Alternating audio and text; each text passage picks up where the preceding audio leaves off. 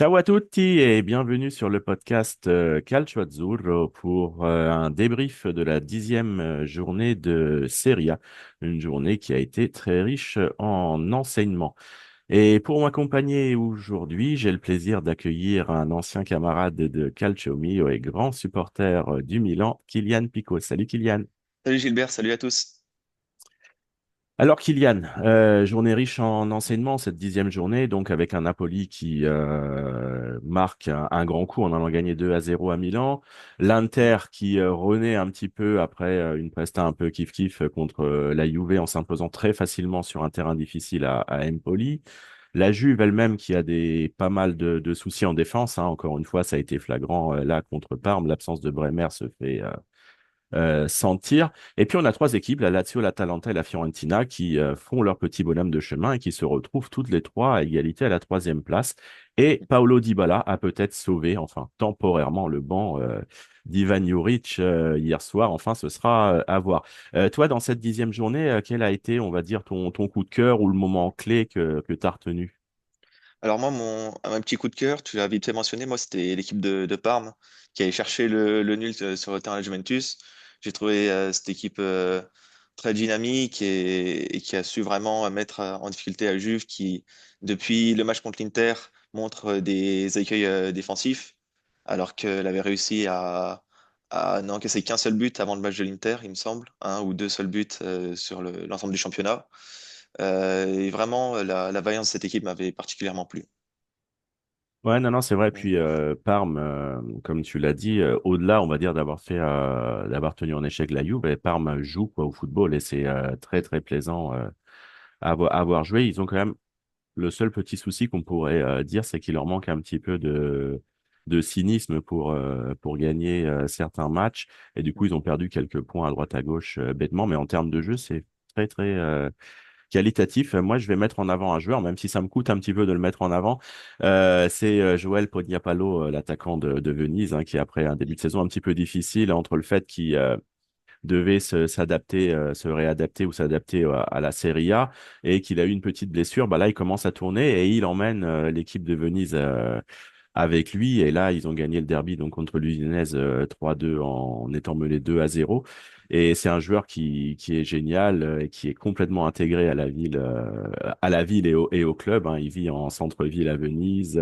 Il va boire une bière avec les supporters à la fin du match. Enfin bon, c'est un des joueurs un peu à l'ancienne qu'on voit plus trop. Donc je suis vraiment, c'est voilà, c'est mon coup de cœur de cette journée.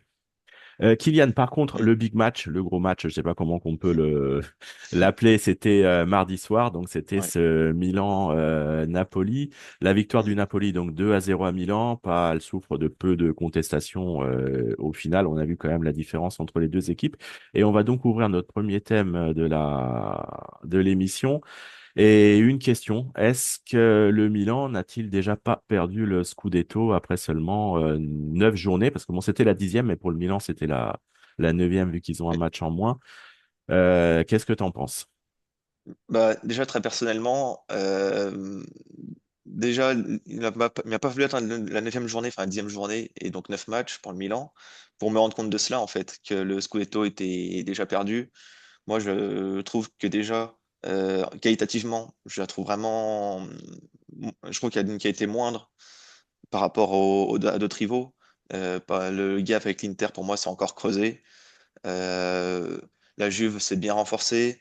L'Atalanta fait partir des très bons joueurs, a su bien recruter et pour moi, dans le jeu, reste supérieur. Voilà. Déjà par rapport à la concurrence, euh, je la trouve déjà très en difficulté et on n'avait pas anticipé que la Fiorentina pouvait être aussi performante. La Lazio revient bien aussi. Donc pour moi déjà par rapport à la concurrence et par rapport à ce que montre le Milan sur le terrain, je le trouvais déjà très ambitieux de parler de Scudetto pour le Milan ces dernières semaines.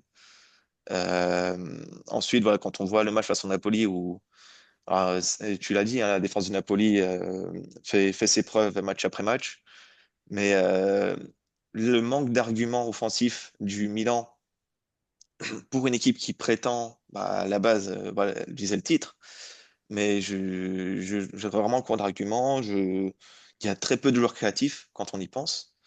Voilà, pour moi, il y a une somme de choses négatives qui font que pour moi, comme je t'ai dit, déjà depuis quelques semaines, j'avais déjà dit ciao au Scudetto. Ouais, non, c'est sûr que par rapport à, comme tu l'as dit, à la concurrence, le Milan est un petit peu un cran en dessous, mais après, quand même, le Mm, Milan a quand même gagné le derby contre l'Inter, donc c'est quand même pas mm, rien. Mais en négatif, moi, je sais pas ce que toi t'en penses. Bon, alors déjà, d'un point de vue statistique, le Milan vit son plus mauvais départ depuis l'ère Giampaolo, donc c'est quand même un mm, signe qui est pas anodin.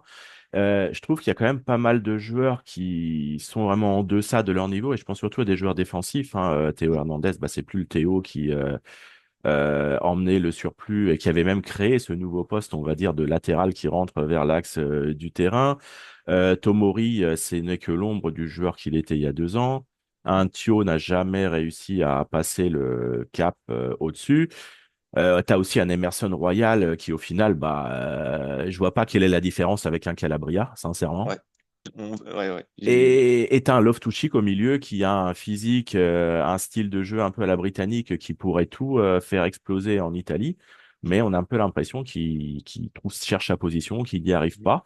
Ouais, Et à côté de ça, et je voudrais vraiment avoir ton avis là-dessus, je pense qu'on peut vraiment commencer à parler d'un cas Rafa Leao, parce que autant le punir, entre guillemets, et de pas le faire jouer au début contre l'Udinese, ça passe, mais se priver d'un Leao mardi contre le Napoli, alors que tu as beaucoup d'absents, je trouve que c'est se tirer une balle dans le pied. ouais. Alors déjà, je voulais dire que je te rejoignais complètement sur la défense. Déjà, enfin pour moi, le but de Lukaku mardi symbolisait beaucoup de choses. Tu recrutes des joueurs très costauds, très puissants, qui se font bousculer aussi facilement, même si c'est Lukaku. Pour moi, ça symbolise quelque chose. Pour moi, les Thiago Pavlovic, ce ne sont pas pour moi des défenseurs très qualitatifs. Thio, je me souviens aussi quand, je crois que c'était la saison dernière, quand il s'est fait bousculer par Thuram qui tombe devant lui et l'Inter, et Thuram, je sais plus si c'est Thuram qui marque derrière, mais en tout cas derrière ça fait but. Et l'Inter gagne très largement ce match par ailleurs. Pour moi, ce ne sont pas deux défenseurs très quali. Si Gabia paraît un bon défenseur dans cette défense, ça alerte quand même. Et puis, bien sûr, moi, Calabria, j'ai toujours trouvé qu'on le critiquait vraiment à tort. C'est vrai qu'il a des limites offensivement, mais ça a été un pilier de l'équipe du Scudetto. C'est un des joueurs, bah, je crois, que c'est un des plus anciens d'effectifs à Milan. Pour moi, je trouve que sur la durée, il a prouvé qu'il avait sa place dans l'équipe. Et à sa place, bon, en ce moment, il est blessé, mais à sa place, tu as recruté un joueur pour presque 20 millions d'euros qui était hors du circuit depuis des années, en la personne d'Emerson Royal, qui n'a rien de royal. Et voilà, et puis voilà, Théo, pour moi, il fallait le vendre voilà, à son pic, quand il y avait des grosses offres, quand il y avait des grandes convoitises, il fallait le faire partir parce que pour moi, il n'y avait rien de plus à tirer de lui par la suite. Et du coup, pour en revenir à ta question, Léao, pour moi, c'était la même chose.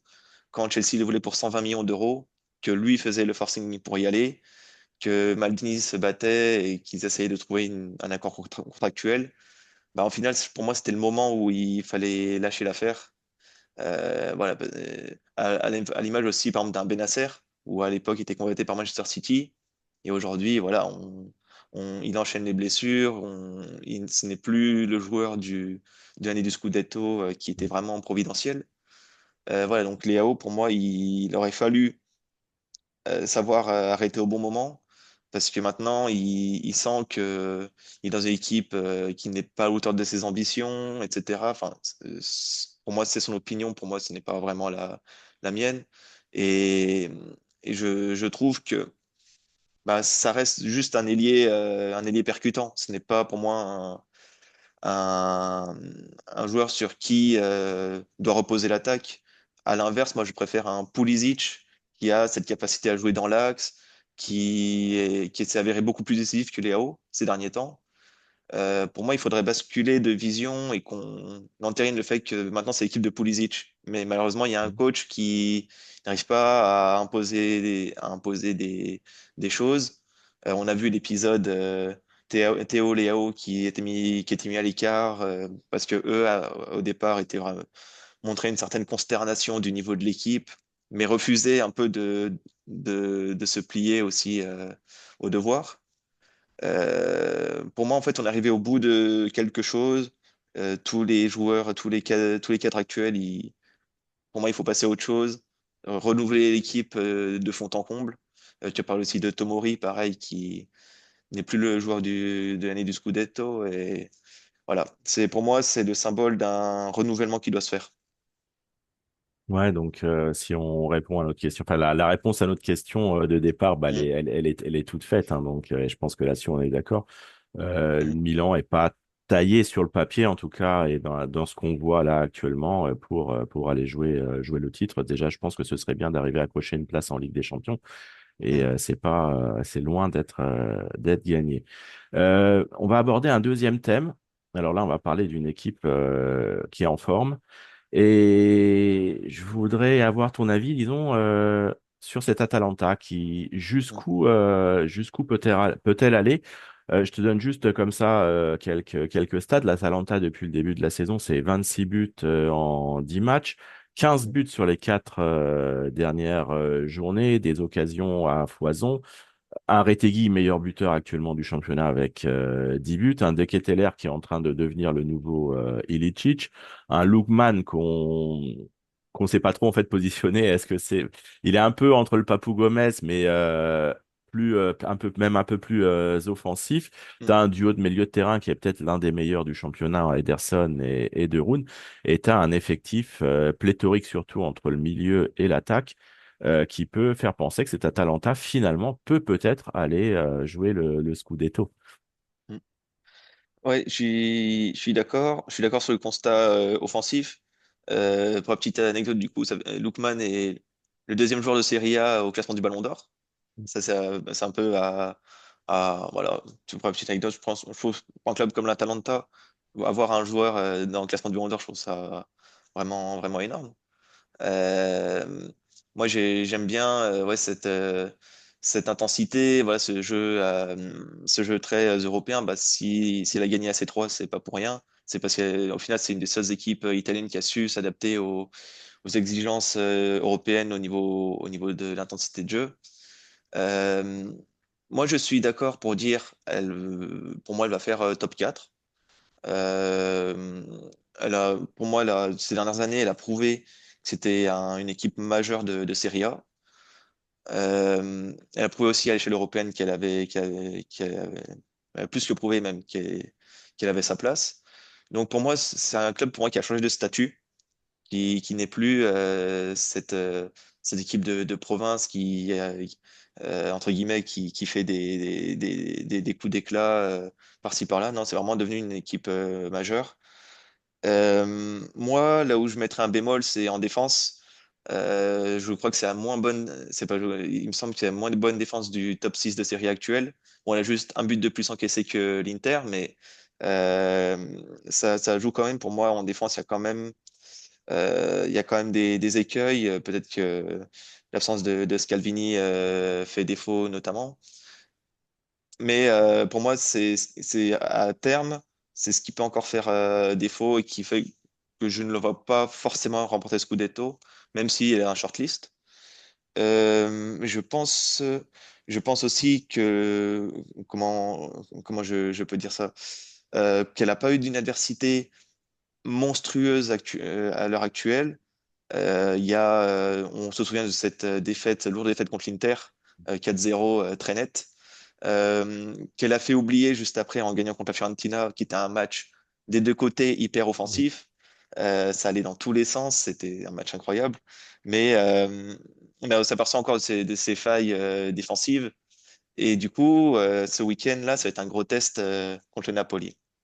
Ouais, ça va être le vrai révélateur, parce qu'on va dire Mm, contre l'Inter, il y a eu un non-match de la part de l'Atalanta, puis Gasperini mm, l'avait dit, hein, que l'Inter était 2 niveaux au-dessus. Et je pense mm, que l'Atalanta n'était pas à son niveau actuel, ça tournait pas aussi bien. Donc là, on va vraiment avoir le crash test pour l'ADA contre le Napoli. Donc on mm, verra ce que ça va donner. Je te rejoins sur le fait qu'en défense, c'est moyen. C'est aussi mm, le contre-coup, on va dire, d'un jeu porté vers l'avant. Mais devant, c'est quand même impressionnant parce que quand mm, tu rajoutes au titulaire actuel que tu te dis à partir de janvier, tu vas réavoir Scamacca et à un moment donné, Zaniolo va commencer peut-être à tourner aussi. Mm. Offensivement, le potentiel est peut-être le meilleur du championnat. Donc c'est quand même Ouais. c'est intéressant. Donc pour moi, c'est une équipe, ouais, en effet, qui devrait se replacer dans les positions Ligue des Champions et à Mm. voir si elle arrive à avoir un peu de continuité, parce qu'elle a eu quelques trous noirs, hein, parce elle a aussi perdu à domicile contre Com, un match qu'elle aurait peut-être pas dû perdre. Donc, si elle arrive à être plus stable dans ses Mm. résultats, à voir. Mais bon, c'est une des questions, on va dire, qui mérite d'être posée actuellement. On va attaquer le troisième et dernier thème. Mhm. Et donc, il y a un joueur qui a fait son comeback après 4 ans d'absence en Serie A, c'est Super Mario Balotelli qui revient Mm. donc à 34 ans au Genoa. Un Genoa qui est dernier du classement avec seulement 6 points. Genoa qui avait perdu à l'intersaison Retegui et Goodmanson devant, Mm. qui a une multitude de joueurs blessés. Gilardino, il sait plus trop quoi faire, hein. Il est obligé de faire Mm. jouer Morten Torsby en attaque, donc c'est dire un petit peu le problème. Et donc, est-ce que ce Balotelli qui est bien, on va dire, en forme dans la tête, qui a envie de tout casser, est-ce que, à ton avis, il va être en mesure déjà de redevenir en partie Super Mario, et est-ce qu'il va Mm. pouvoir prendre le Genoa sur ses épaules et l'emmener au maintien? Alors, moi déjà, j'ai envie de dire, pour le club, c'est un bon coup sur le marché, quoi. Bonne opportunité de marché. Euh, Puis on sait qu'au niveau marketing, c'est toujours signer Ballot, c'est toujours une bonne chose. Après, le joueur en lui-même, ouais, il est passé par des petites escapades en Suisse et en Turquie qui ont été un peu mitigées. Il y avait beaucoup de blessures, encore des cartons rouges, des Mm. suspensions. Il n'a jamais passé le cap des 10 buts par saison. Donc, pour moi, je dirais, il est encore sous la semelle. Et il a, comme tu as dit, il a l'envie, en tout cas. Il pense, je pense, dans un coin de la tête, je pense qu'il pense encore à la Nazionale, même si ça me paraît pas trop, un peu compliqué, même si en Italie, le poste d'avant-centre, on sait ce que c'est. Euh, pour moi, en fait, pour moi, c'est encore le niveau pour la Serie A. C'est juste, c'est la question que je me pose. Sa dernière intervention en Serie A, c'était Brescia en 2019-2020, il me semble, et ça avait été encore une fois très, très mitigé. C'était un événement quand il marquait, mais parce que ça arrivait pas souvent. Euh, c'est là où mes doutes subsistent, même si malgré tout, il s'entretient, ouais, dans des championnats d'un niveau un peu moindre. Euh, voilà, il s'est opéré du genou, donc j'espère que cette opération va l'aider à se stabiliser, qu'il n'y ait plus des problèmes de nouveau. Donc, pour moi, il fallait tenter parce que, bah, au final, bon, le recrutement de Vitinha ne s'avère pas fructueux, alors que il représente un investissement Mm. assez conséquent. Pinamonti manque encore de régularité. Euh, on espère pour le Genoa que Messias reviendra. Bah, ça a l'air d'être un joueur assez utile en attaque. Mais donc dans tout ça, si Balotelli peut arriver à faire valoir des qualités qu'il a toujours, pour moi, ça peut être une bonne idée. En tout cas, ça se Mm. tente, hein. Il n'y avait pas Ouais. grand-chose d'autre sur le marché des joueurs libres et il a qu'un contrat jusqu'à la fin de la saison. Donc bon, c'est quelque chose qui se tente vu la Mm. situation actuelle du Genoa et les blessures, hein, parce que Vitinha Mm. et Kuban sont tous les deux blessés et donc tout repose sur Pinamonti qui, comme tu l'as dit, n'arrive pas vraiment à porter l'équipe sur son dos. C'est un joueur pour qui il faut que l'équipe joue. C'est pas lui qui Mm. va faire jouer les autres. Mm. Donc, en tout cas, d'un point de vue en tout cas, ça a bien fait parler cette semaine en Italie. Et Mm. on attend de voir quand est-ce que Alberto Gilardino, avec qui Balotelli d'ailleurs avait joué en national, et Mm. va commencer à le lancer. Mm. Kylian, je te remercie pour ce moment qu'on a passé ensemble pour ce débrief donc de la journée et je remercie aussi tout le monde pour l'écoute. On se refait un débrief début de semaine prochaine où là, on parlera du match donc, contre le Napoli et l'Atalanta. Et je vous dis à tous très bientôt. Ciao, ciao. Ciao, ciao.